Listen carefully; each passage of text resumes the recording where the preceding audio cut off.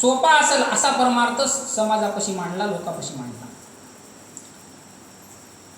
अनेक मत आणि अनेक साधनं, अनेक वाटा ह्या परमार्थाच्या नावाखाली निघाल्यात. आपल्या आपल्या मतामध्ये आपण प्रत्येक जण तल्लीन आहोत, प्रत्येकानं आपल्या मताचा ठसा उमटवण्याचा प्रयत्न केला. कालच आद्यगुरु शंकराचार्य जयंती झालेली आहे. आदरणीय महाराजांनी त्या ठिकाणी सांगितलेलं आहे, इसवी सनाच्या 8व्या शतकामध्ये, त्या काळामध्ये अशा काही सुविधा नव्हत्या, जग काय ऑनलाईन नव्हतं, पण मतांतर भरपूर होते. त्या दिवशी सांगितलं महाराजांनी 72 मत आद्यगुरु शंकराचार्यांनी ते खंडन केले. वेगवेगळे विचारधारा, वेगवेगळे मतप्रवाह त्या काळामध्ये होते. भारतीय संस्कृतीमध्ये हे प्रत्येक मताच्या पाठीमागं प्रत्येक जण लागल्यामुळं जे निज ध्येय आहे माणसाचं, जे माणसाच्या जीवनामध्ये आल्यावर माणसाचं शेवटचं कर्तव्य आहे आणि शेवटचा सिद्धांत आहे, शेवटचं ध्येय आहे देवाची प्राप्ती. मग अनेक मार्गाने हे आपण देवाची प्राप्ती करूच शकत नाही. मताचा गलबला असं अर्थ म्हणाले. आणि कोणी न पुसे कोणाला, जो जे मती स्थिरावला तयाशी त्याची थोर. किंवा आणखी दुसरीकडे सांगाले, मताचा गलबला कोणी न पुसे कोणाला, लोक कामनेच्या व्रताला झोंबून पडती. फक्त आपलं काहीतरी संसारामध्ये नीट व्हावं ह्याच्यासाठीच लोकांना परमार्थ आपल्या गाठीला बांधलाय. तेवढ्यासाठी परमार्थ नाही. तत्कालीन समाजामध्ये ते मतांतर फोडून एक विचारधारा सिद्ध करण्यासाठी अखंड भारतामध्ये 4 मठाची स्थापना केली शंकराचार्य. पुढे त्याच वारसानं 12व्या शतकामध्ये माऊली सारख्यांनी, वारकरी संप्रदाय काय भेद मानणारा संप्रदाय नाही, पण वारकरी संप्रदायामध्ये आल्याच्या नंतर माऊली असतील, नामदेव महाराज असतील, एकनाथ महाराज असतील, तुकाराम महाराज असतील, समर्थ रामदास असतील, संताला वेगळ्या जातीतून आपण बघण्यापेक्षा संताचा विचार किती एका लाईन चालला हे पहा. एका लाईन कोण्याही संताच्या साहित्याचा विचार करताना, अभ्यास करताना, वाचन करताना आपल्या लक्षात येते एका संताचा विचार वेगळा, एका संताचा विचार वेगळा हे आपल्या महाराष्ट्रामध्ये नाही.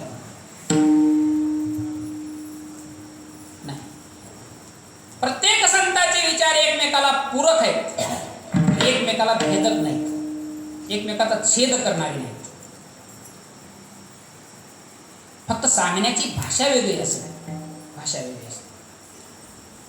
आजही तोच विचार वारकरी संप्रदायानं त्या काळापासून अवलंबलेला आहे. साधू संतांनी किती सोप्या भाषेत, बाकी माणसाला परमार्थ करत असताना अनेक साधनामध्ये अडकून टाकलेला आहे, अवघड साधनामध्ये टाकलेला आहे, पण साधू संतांनं परमार्थ अतिशय सोपा करून सांगितलेला आहे. आणि जो ज्या पद्धतीने सोपा करून सांगितलाय त्या सोप्या पद्धतीचं लक्षण आजच्या अभंगामध्ये महाराजांनी या ठिकाणी प्रतिपादित केलेलं आहे. विठ्ठला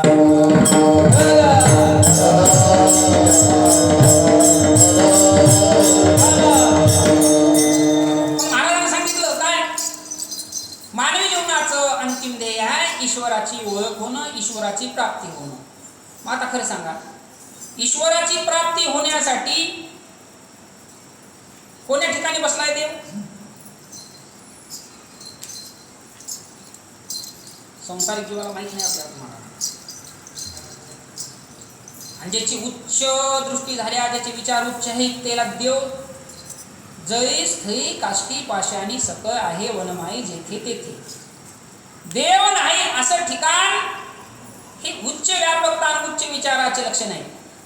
सामान्य जीवाला हे कळत नसल्यामुळं आम्हाला तुम्हाला देव शिकविण्यासाठी सगुणाचा आधार घ्यावा लागला.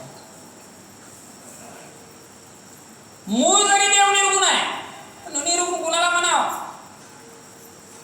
कारण बऱ्याच लोकांचं असं त्याच्यामध्ये भांडणं की आम्ही फक्त निर्गुण देवाला मानतो, सगुण आम्हाला माहीत नाही, निर्गुणाचे पोवाडे घालतो. तुम्हाला सांगतो, साध्या माणसाचं सोडा, साध्या माणसाचं सोडा.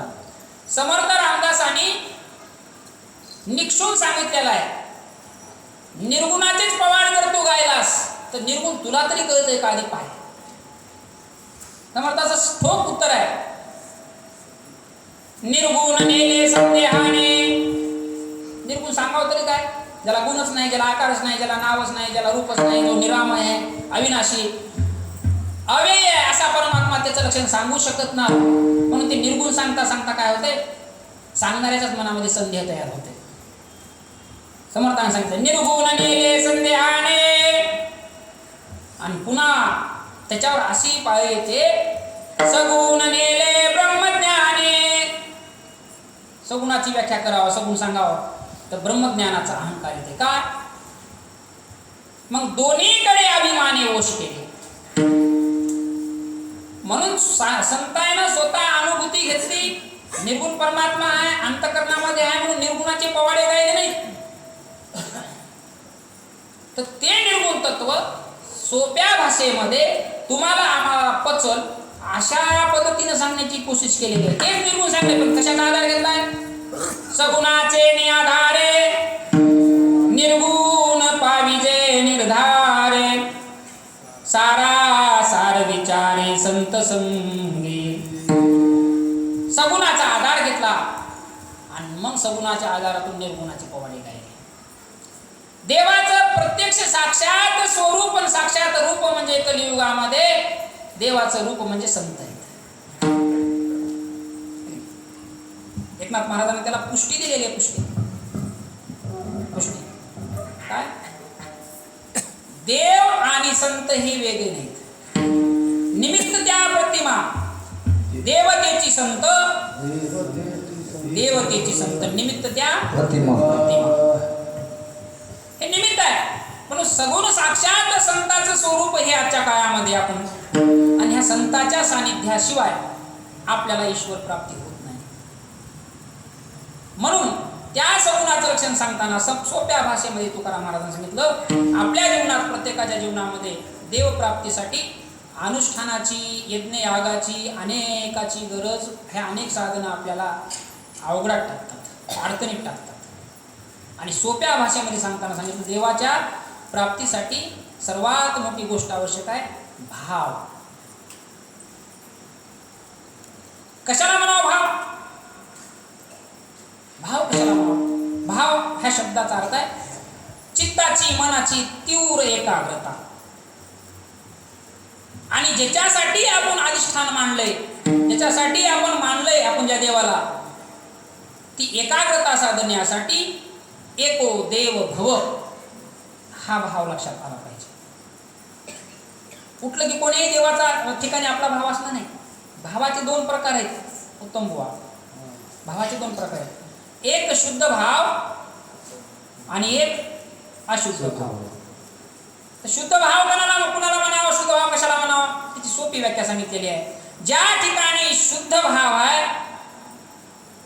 देव त्या ठिकाणी आहे. ज्याचा शुद्ध भाव घाला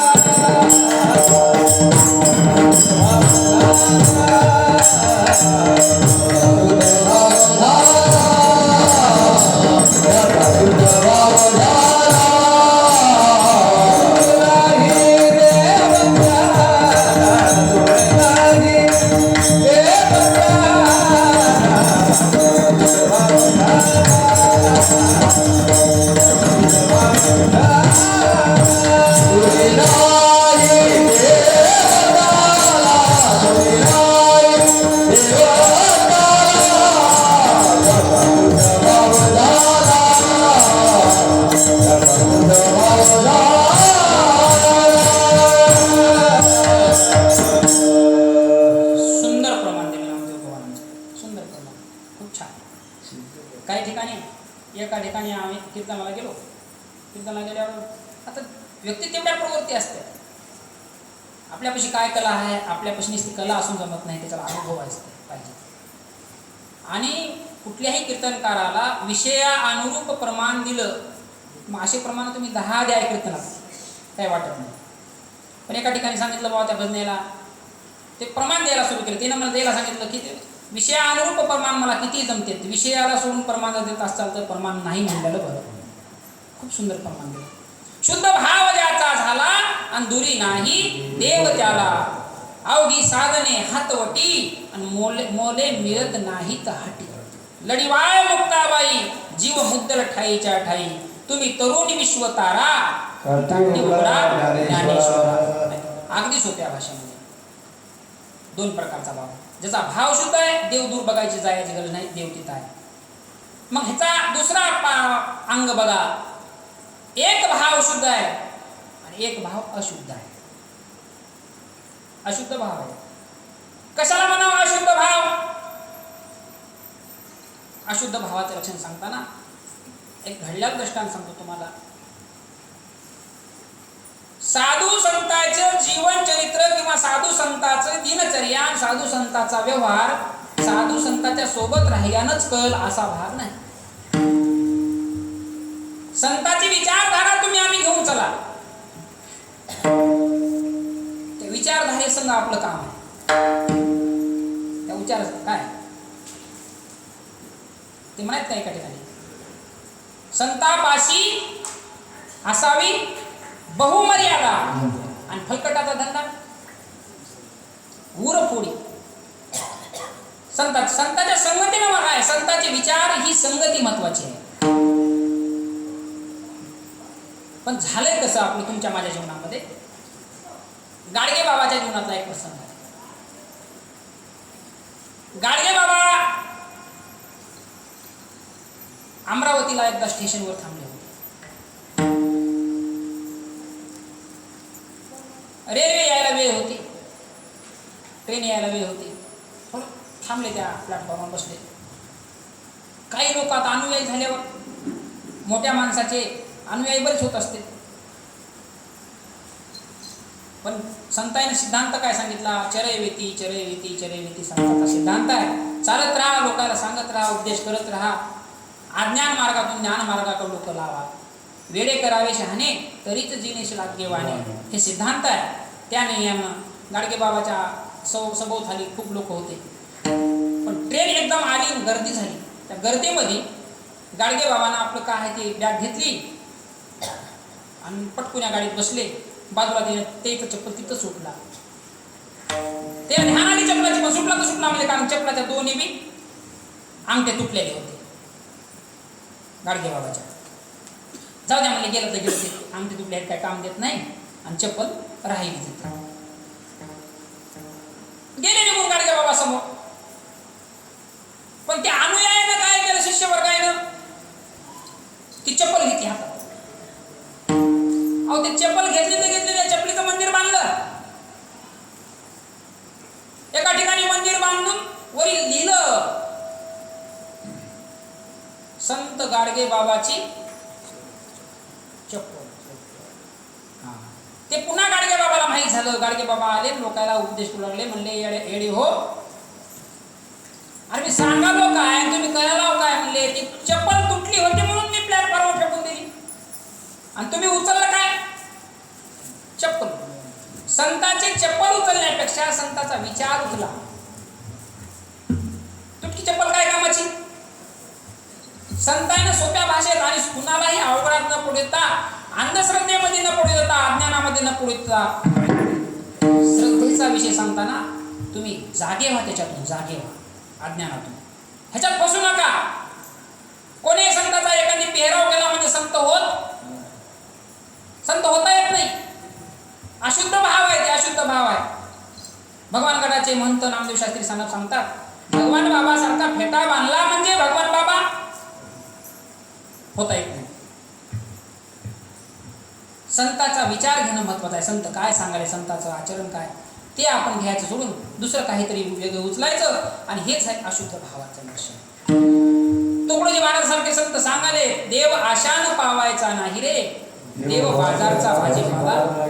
म्हणे नाही भाव म्हणे देवा मला पाव, आणि देव आशान पावायचा नाही.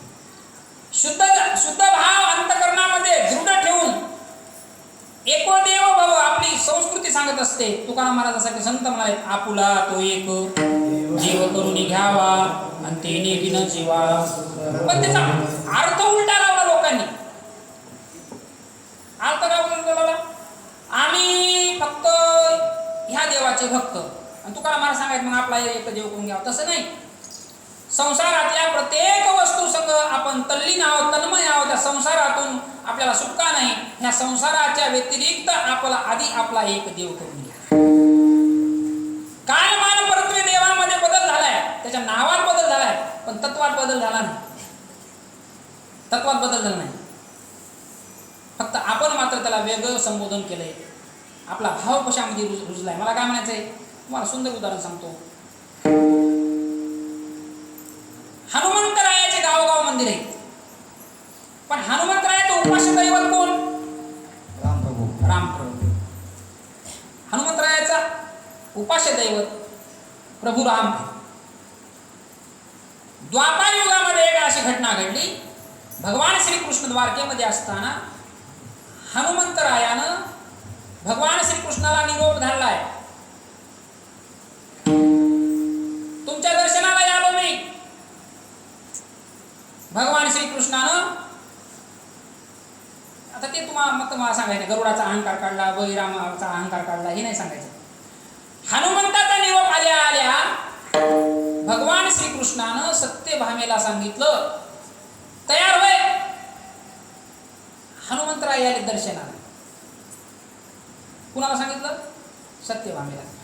आता तयार होय म्हणल्यावर, बायाला तयार होय म्हणल्यावर, एखाद्या कार्यक्रमाला जायचं, तयार होय म्हणल्यावर काय काय सांगायची काय गरज. आणि त्याच्या द्वापार युगामध्ये 16,108 पत्नी आहेत, पण सर्वात जास्त बापाच्या घरून हुंडा आणलेली बायको कोणची? सत्यभामा आहे. सत्राजित नावाच्या राजानं लग्न लावल्याच्या नंतर सैमंतक नावाचा म्हणजे भगवान कृष्णाला दिलता सत्यभामेला. आता तिनं हुंडा जास्त आणल्यावर ती बोलू तिच्या दुसऱ्याला. म्हणून भगवान श्रीकृष्णाला माहित होतं की आधी तिला मान द्यावं लागते. तिला सांगितलं तयार व्हाय, हनुमंतराय आले. ती तयार होऊन जी आली, भरजडी सारी, वेगवेगळ्या प्रकारचे अलंकार घालून आली. हनुमंतराय सभेमध्ये आले. सत्यभामा बाजूला बसलेली पाहिली. सत्यभामा बाजूला बसलेली पाहिल्याच्या नंतर हनुमंतरायानं भगवान श्रीकृष्णाला उद्देशून विचारलं, म्हणले रामा, त्रेतायुगामध्ये तुझे घराणे, तुझे पवाडे, तुझी नीतिमत्ता, तुझं आचरण, तुझं एक पत्नी व्रत गेलं कुठं? हे गेलं कुठं? भगवान श्रीकृष्णाला सांगायचं. म्हणजे त्रेतायुगामध्ये एक पत्नी व्रत होतास, आज तुझ्या बाजूला कोण बसलंय? भगवान श्रीकृष्णाला सत्यभामेला सांगितलं, तुला सांगितलं होतं तयार होऊन ये. तिनं म्हणली हे का तयारच होऊन आले. तू अशी तयार झालीस, पण अंतःकरणातून तयार झाली नाहीस ना. हनुमंताला सीता दिसायला तयार नाहीस तू. म्हणजे तसं कुठं दिसत असते का म्हणली सीता? म्हणजे उठ इथून, ते नाही तर वानर खराब आहे, वानर खराब आहे. कोण आहे सीता? रुक्मिणी आई साहेबाला निरोप झाला भगवंतानं. म्हणले ये संग बस. अहो ती उपजतच सीता माय होती. रुक्मिणी आई साहेब ज्या वेळेस आल्या आणि त्या सिंहासनावर आरूढ झाल्या, बसल्या भगवंताच्या बाजूला, आणि त्यावेळेस हनुमंतानं दर्शन घेतलं. त्याच्या आधी दर्शन घेतलं नाही. हे दृढ भाव आहे त्या देवाविषयीचा. हे दृढ भाव आहे. दुसरी गोष्ट सांगतो तुम्हाला. समर्थ रामदास कुठल्याही संताचा विचार करा तुम्ही. संताचं चरित्र वर्णन करत असताना संत हे गावोगाव तीर्थ यात्रा करत करत फिरत असतात प्रत्येक ठिकाणी. तेच कामच आहे. भारतीय संस्कृतीमध्ये महाराष्ट्राच्या ह्याच्यामध्ये नामदेव महाराज तर महाराष्ट्राच्या बाहेर जाऊन पंजाबामध्ये वारकरी संप्रदायाची ध्वज पताका त्यांनी उभी केली भागवत धर्माची. समर्थ एका दिवशी फिरत फिरत देहू आळंदी करून जेजुरी गेली समर्थांनी. आणि आपलं शास्त्र असं सांगते, अनेक देवामध्ये अनेक भेद न पाडता, कारण प्रत्येक देव एकच आहे. देव एकच आहे. फक्त आपण श्लोक म्हणतो ना, आकाशात पतितम तोयम यथा गच्छति सागरम सर्वदेव नमस्कारम केशवम प्रति गच्छति. आकाशातून पडलेलं पाणी कुठल्याही ठिकाणावर गेलं तरी त्याचा शेवट मात्र समुद्र आहे. त्या न्यायानं आपला नमस्कार एका देवाला गेला, अनेक देवाला करा नमस्कार, पण जातो कुठं? एकाला. कारण त्या एका विषयीचा दृढ भाव असला पाहिजे. आणि हे समर्थाच्या जीवनात घडलेला प्रसंग आहे. समर्थ ज्या दिवशी गेले, जेजुरी करता करता पंढरपूरला आले. आणि पंढरपूरला कलियुगामध्ये भगवान परमात्मा आहे, पण कुठं आहे? कमरावर हात ठेवून उभा आहे. विटेवर कमरावर हात ठेवून विटेवर उभा आहे. गेले समर्थ पाया पडायला. ज्याचा भाव दृढ रामासंग आहे, ज्याचा भाव रामासंग, जसा हनुमंताचा भाव रामासंग दृढ आहे तसा समर्थाचा भाव रामासंग दृढ आहे. आणि भगवान पांडुरंग परमात्म्याला समर्थानं उद्देशून त्या ठिकाणी एका अभंग लिहिला. अभंग हे तेनच उभा, तेनच विचारावं आपल्यासारख्यानं नाही, आपला अधिकार बी नाही. तेने विचारावं. काय म्हणलं तेनं? येथे का रे उभा श्रीरामा, मनमोहना मेघश्यामा. विचारलं काय केली सीतामाई, येथे आणली रखुमाई. काय केली शरयू गंगा, येथे आणली चंद्रभागा. काय केले धनुष्यबाण, येथे करकटावरी ठेवून. काय केली अयोध्यापुरी, येथे वसविली पंढरी. आणि शेवट लिहिताना सांगायला रामदासी जैसा भाव, आणि तैसा झाला पंढरीराव. समर्थांनी दासबोधामध्ये 7556 वया लिहिल्या, 200 समास लिहिलेत, 20 दशक लिहिलेत. आणि शेवट सांगताना त्याने सांगाले की पहिल्या समासामधली शेवटची वही काय? माटेरा गावामध्ये प्रत्येकानं दासबोध वाचलाय. जयाचा भावार्थ जैसा, जयाचा भावार्थ जैसा, तयासी लाभ तैसा. आपल्या अंतकरणामध्ये आपला जसा भाव आहे, आपल्याला लाभ सुद्धा त्या प्रमाणाचा आहे. तेच सांगताना ते काय माहित, आपला अंतकरणामधला भाव ज्या ठिकाणी आहे आपण त्या हिशोबानं चलाव. तेच समर्थ 7556 वया लिहून, ज्ञानेश्वरी 9000 वया लिहून ज्ञानेश्वर महाराजांना सांगितलं की तुम्ही तिकडं हुडकू नका. ह्या जगामध्ये देवतत्व भरलेलं आहे, सामान्यातल्या सामान्य माणसात आहे, पशुत आहे, समधीकडे आहे. म्हणून असणाऱ्या देवाविषयीची उपेक्षा करू नका, त्याच्यामधला वाकडेपणा काढा. जे खयांची व्यंकटी सांडो, या सत्कर्मी गती वाढो. मागणी आहे. आणि दासबोधामध्ये समर्थाची मागणी काय? इकडं तिकडं नका करू खटपट, आणि पहा माझा ग्रंथ नीट, जेने सायुज्यतेची वाट सापडी. समर्थ गेले म्हणून म्हणू नका. कुठे आहेत समर्थ? माझी काया नेवानी गेली मनाला अंतकरणी, परी मी आहे जगजीवनी निरंतर. त्या न्यायानं आपल्या जीवनामध्ये आपलाही भाव दृढ झाला पाहिजे. दुसरी गोष्ट सांगताना सांगाली, ह्या युगामध्ये अनेक युगाचे साधन वेगळे आहेत, पण माणसाच्या चित्ताकड, तुमचं माझं चित्त अनेक योनीमधून येत असताना त्या चित्ताकड मलिनता आलेली आहे. चित्ताकड मलिनता आहे तुमच्या माझ्या प्रत्येकाच्या चित्ताकड. नाही असं कोणीही म्हणू नका. प्रत्येकाच्या काय तर संसारामध्ये तुमचं माझं चित्त तत्पर आहे, तन्मय आहे. संसारामध्ये एक बायाला विचारा, संसारामध्ये घरामध्ये कोणची वस्तू कुठं ठेवल्या हे समजा जास्त कुणाला माहित असते? सुई कुठं ठेवल्या हे कुणाला माहित असते? सुई केवढी असते का? त्या घरामध्ये जास्तीत जास्त तन्मय झाल्या ती बाई, आणि तिच्या प्रत्येक ध्यानात मनात तिथली वस्तू आहे. ह्याचा अर्थ तिच्या चित्तात ती वस्तू आहे. चित्तात. संत एकनाथांनी श्रीमद भागवतामध्ये सांगितलं, चित्ताकडे निर्मळता का नाही, तर चित्तामध्ये ह्या संसारातल्या गोष्टी बसल्या. परनेली कांता माहेरी जाय, चित्ती निघाली दुरी न राहे. हाय का चित्ताकडे शुद्धता? पहा तुम्ही, एक मूल्यांकन करा. एक संतांनी दृष्टांत दिलाय श्रीमद भागवतामध्ये एकनाथ महाराजांना. लग्न करून दुसऱ्या घरची मुलगी आपल्या घरी आल्याच्या नंतर आधी त्या मुलाला आपल्या घराविषयीची आवड असते, आई वडिलाविषयीची आवड असते, 25 वर्षे त्याच्या सानिध्यात राहिलेलं असते. पण दुसरी मुलगी आल्याच्या नंतर त्या मुलीचे वेद मन बुद्धी चित्त अहंकाराकडे जाते. मनाकडे तीच आहे, चित्ताकडे तीच आहे, बुद्धीनं विषय तेच आहे की नाही. ह्या समजा गोष्टी त्या एकाच्या नाही, ह्या आपल्या तुमच्या माझ्या प्रत्येकाच्या. आपल्या जीवनात त्या घडल्यात बरं. असं म्हणू नका आता आपण उतार वयात पडला आता आपल्याला नाही असं नाही. हा ते समर्थानं सांगितलं ना, नवरी आली या घरा आती असल्या आती हव्या असं वाटे त्यावरा म्हणे मध सारे का दुसरा कोणीच नाही. म्हणजे हाय रे समजायलाच आहे ते सांगताना सांगितलं. दुसऱ्या घरची मुलगी आपल्या घरी आल्याच्या नंतर परिणाम काय झाला, त्या मुलाच्या चित्ताकड जे आई वडील होते, जे आपल्या घराविषयीची जाणीव होती ती विसरली आणि त्या मुलीच्या ती मुलगी चित्तात बसली. तिनं जर धुणं आपटू लागली तर ह्यानं धुणं धुवून देत होता.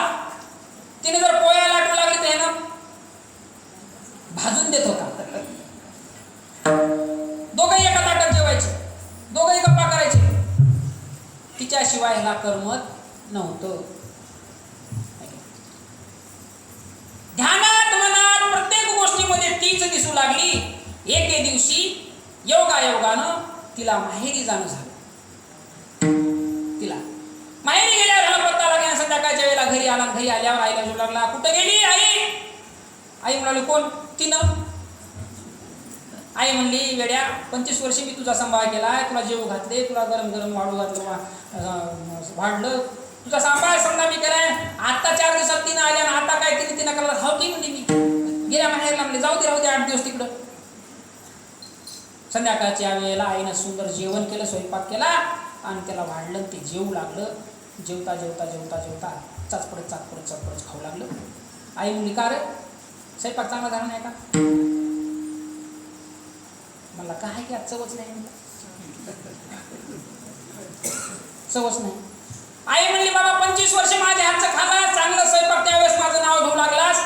आज मी तेच हात आहे, तीच आई आहे, मी तुला जेव घातले, आज काऊन चाटपडत चाटपडत जेवलास? चांगलं जेव की. आई काय करू म्हणला? आई तीच आहे, 25 वर्ष तू जेव घातलीस, पण फरक असा झालाय म्हणले तुझा स्वयंपाक बी खूप चांगला आहे, पण त्या स्वयंपाकातला रस चाकण्यासाठी ते चित्त इथं राहिलं नाही.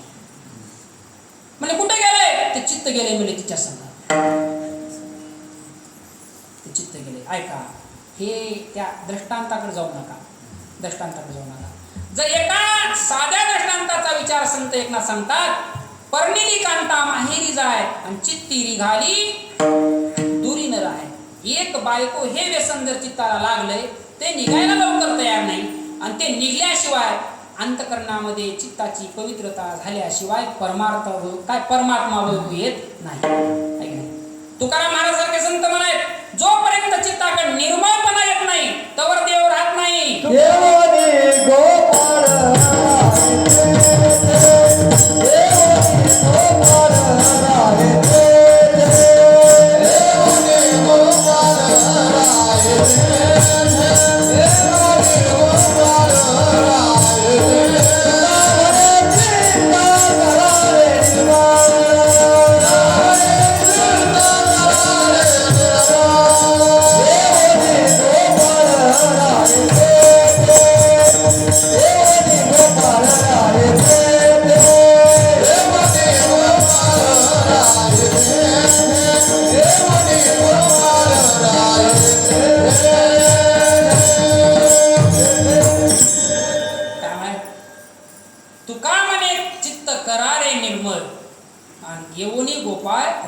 आता एक सांगायला, जर एक पत्नी हे विषय त्या चित्ताचा झाला असं तर कामानं जागा घेतल्या त्या चित्ताची, क्रोधानं जागा घेतल्या त्या चित्ताची, लोभानं जागा घेतल्या त्या चित्ताची, हे समध्या गोष्टीमध्ये ते चित्त मळकट झालंय.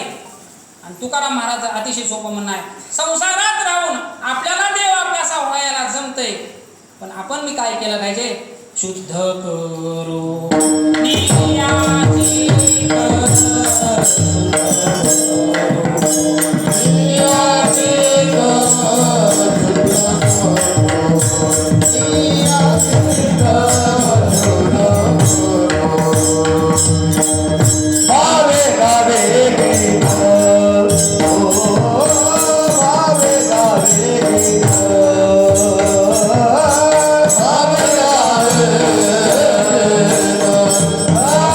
Amen.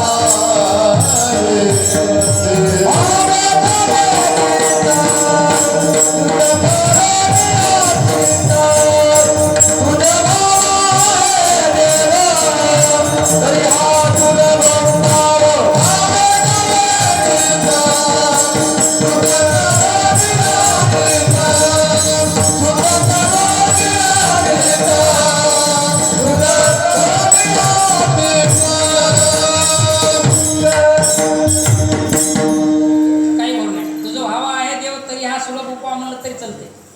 कारण या अभंगामध्ये द्रौपद हे एका ठिकाणी आहे, त्याला ध्रुवपद म्हणा, ध्रुवपद म्हणून जे जिथल्या तिथे राहणार आहे. पहिल्या कडव्यात सांगाले भावे गावे गीत शुद्ध करोनिया चित्त. देव जर आपणासा करायचा असेल तर सर्वात सोपी गोष्ट सांगितली, एक तर भाव दृढ कला झाला पाहिजे आणि दृढ भावाच्या नंतर चित्ताकड निर्मळपणा आला पाहिजे. ह्याचं कामातलं सर्वात सोपं साधन आहे चित्ताकड निर्मळपणा करण्याचं. वाणी शुद्ध होते नामे समर्थ महाराज. वाणीला शुद्ध करण्यासाठी नामस्मरणाची गरज आहे. वाणी शुद्ध होती नामे आणि चित्त शुद्ध होते प्रेम. चित्ताकड शुद्ध होत असेल हे अष्टसात्विक भावाचं लक्षण आहे. भजन करताना भक्ती करताना अष्टसात्विक भाव अंतकरणामध्ये जागे जर झाले तर चित्ताकड पवित्रता येते, शुद्धता येते. आणि चित्त शुद्ध ज्या दिवशी झालं, ज्या वेळेला झालं, त्या दिवशी केल्या जाणारं स्मरण त्या दिवशी उगत म्हणा घेत माऊली देवाचे द्वारी आणि तेने मुक्तीचारी. नुसतं देवाचं स्मरण केलं म्हणजे काय चार मुक्ती भेटतात का एकदमच? पण कधी? चित्त शुद्ध झाल्यावर. चित्त शुद्धतेच्या वेळेला एक क्षणही देवाची आठवण झाली तर तेने मुक्तीचारी साधलेल्या. एरवी आपण देवाचं भजन करतो तर चित्ताकडे अपवित्रता आहे म्हणून करावं. चित्ताचं अपवित्रता आहे जशाला तसे आपल्या वाईट वासना आहेत आणि त्याच्यामध्ये मग आपलं राम राम चालू आहे. चित्ताकड पवित्रता त्या दिवशी येते आपण परमार्थ करताना, श्रवण करताना. समजा आता आपण शिवपुराण कथा ऐकायला, शिवपुराण कथा ऐकताना ऐकण्यात तल्लीनता जर झाली तर देहाचा विसर पडते. देहाचा आणि देहाचा विसर पडल्यावर अष्टसात्विक भाव जागे होते. अष्टसात्विक भाव जर जागे झाले त्याचं लक्षण आहे बरं अष्टसात्विक भावाचे. कधी कधी तुम्हाला श्रवण करताना किंवा उपासना करताना असं जाणवलंय का अंगावर शहारे येणं, डोळ्यामधून अश्रू येणं? अष्टसात्विक भाव आहेत बरं. घाम येणं अष्टसात्विक भाव आहे. कंठी प्रेमदाते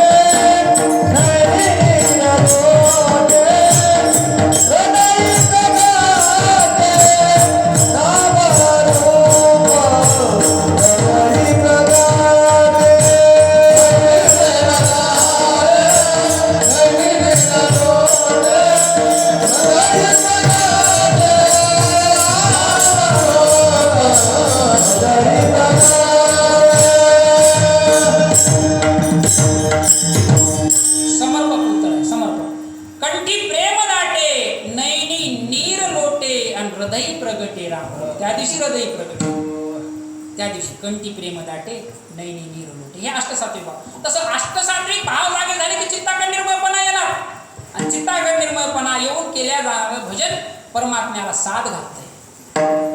परमात्मा जवळ आहे, दिसतंय, अनुभवाला येते. म्हणून सांगण्याचा मुद्दा आहे भावे गावे गीत शुद्ध करून या चित्त.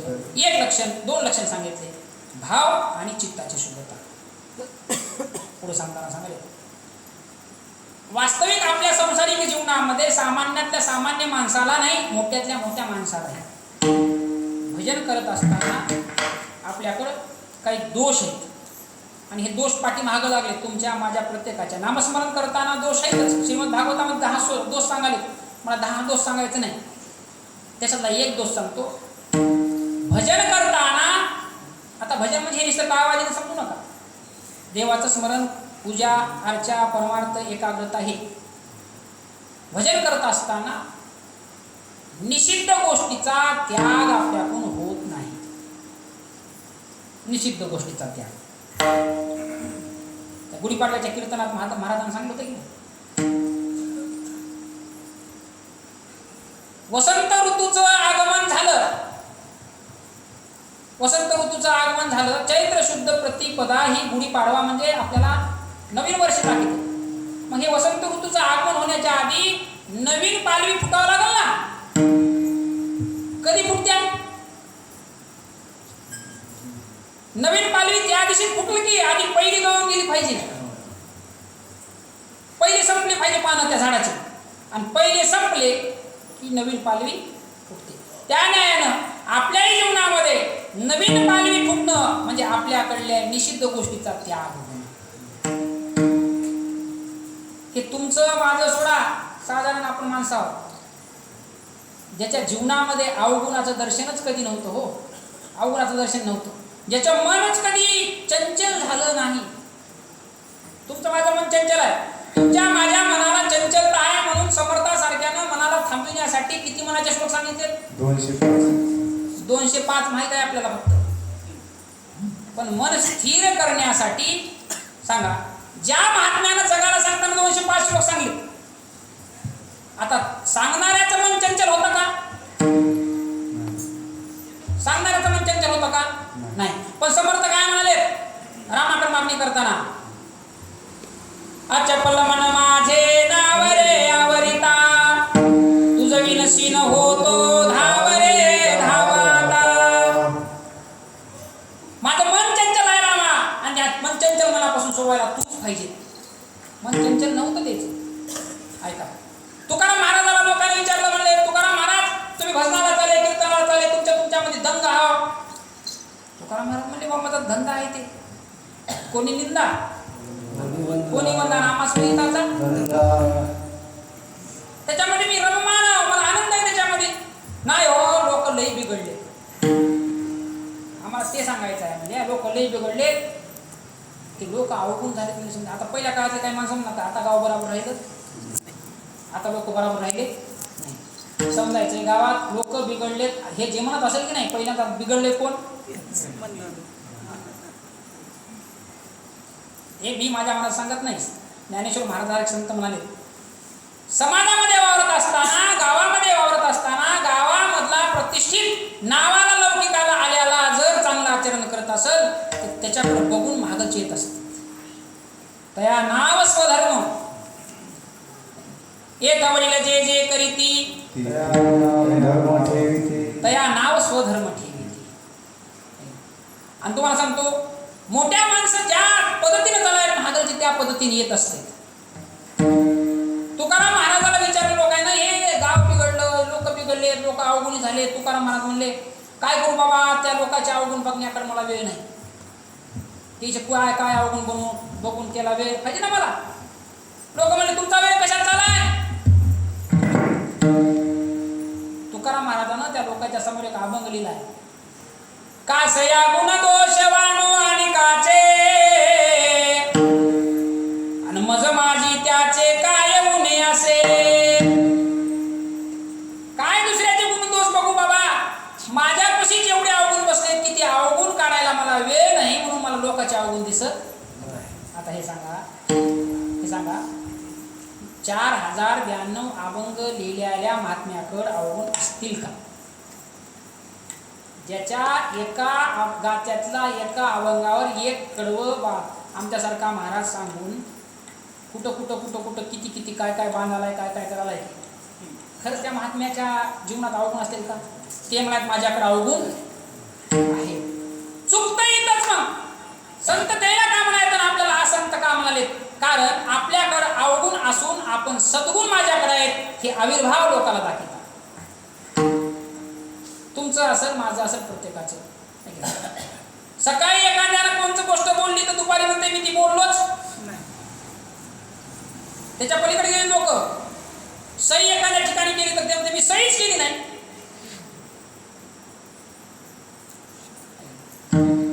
खोटं बोललो तर मी खोटं बोललोच नाही, खरं बोललो हे दाखवत आहोत. आणि समर्थानं सांगितलं आपले अवगुण वाटती आणि त्याची मोठे पाप करत. आपलेच अवगुण आपल्यापाशी असताना जर ते सद्गुण वाटत असतील तर हे समजात मोठं पाप आहे. तुकाराम महाराज म्हणणं आहे देव भेटण्यासाठी समजा मोठं साधन सांगितलंय, दुसऱ्याचे गुण दोष पाहू नका. अभंगाचं 3रं चरण.